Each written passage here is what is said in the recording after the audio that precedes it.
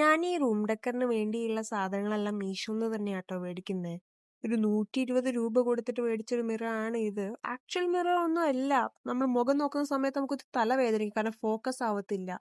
ഒരു ഷോക്ക് വേണ്ടിയിട്ട് എന്നുള്ളതാണ്. അത് പിന്നെ ലാസ്റ്റാണ് ഞാൻ മനസ്സിലാക്കിയത് ആക്ച്വൽ മിറർ ഒന്നും അല്ല. നമുക്ക് മുഖം നോക്കാനോ മേക്കപ്പ് ചെയ്യാൻ യൂസ് ചെയ്യാനോ ഒന്നും പറ്റത്തില്ല എന്നുള്ളത്. പിന്നെ എന്തായാലും മേടിച്ചതല്ലേ എന്നുള്ള രീതിയിൽ ഞാൻ ഈ പിൻട്രസ്റ്റിലെല്ലാം കാണുന്ന പോലെ വേവി ഫ്രെയിംസ് ഉള്ള ഒരു മിറർ ഡെക്കർ ചെയ്യാൻ വേണ്ടി വിചാരിച്ചു. നിങ്ങൾ ഇപ്പോൾ കണ്ടുകൊണ്ടിരിക്കുന്നത് എൻ്റെ തലയാണ്. അവിടെ ഇരുന്ന് ചെയ്യുകയാണെന്നുണ്ടെങ്കിൽ ഈ ഒരു പ്രശ്നം വരില്ലായിരുന്നു എന്ന് ഞാൻ വീഡിയോ എഡിറ്റ് ചെയ്യുന്ന സമയത്താണ് മനസ്സിലാക്കുന്നത്. ആദ്യമായിട്ടാണ് ഫോം ബോർഡ് വെച്ച് വർക്ക് ചെയ്യുന്നത്. ഞാൻ ഈ വീഡിയോസിലെല്ലാം കാണുമ്പം വിചാരിക്കും, ഓ എന്ത് സ്മൂത്ത് ആയിട്ടാണ് ബ്ലേഡ് എല്ലാം സ്ലൈഡായി പോകുന്നതെന്ന്.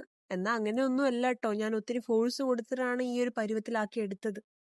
അപ്പോൾ നിങ്ങൾ ഈ വീഡിയോയിൽ കണ്ടുകൊണ്ടിരിക്കുന്നത് പോലെ മിറർ എടുക്കുക, ഫോം ബോർഡിൽ വെക്കുക, എന്നിട്ട് മിററിന്റെ ഒരു ഔട്ട്ലൈൻ വരയ്ക്കുക. അതിന്മേൽ മിറർ മാറ്റിയതിന് ശേഷം നിങ്ങൾക്ക് വേണ്ട ഡിസൈൻ ഫ്രീ ഹാൻഡ് ആയിട്ട്, ഞാൻ ഒത്തിരി കേർവി ലൈൻസ് ആയതുകൊണ്ട് ഫ്രീ ഹാൻഡ് ആയിട്ടാണ് കൊടുത്തത്. ഫ്രീ ഹാൻഡ് ആയിട്ട് വരയ്ക്കുക, എന്നിട്ട് ആ ലൈൻസിലൂടെ കട്ട് ചെയ്യുക. ഇനി നമുക്ക് പെയിന്റ് ചെയ്യണം.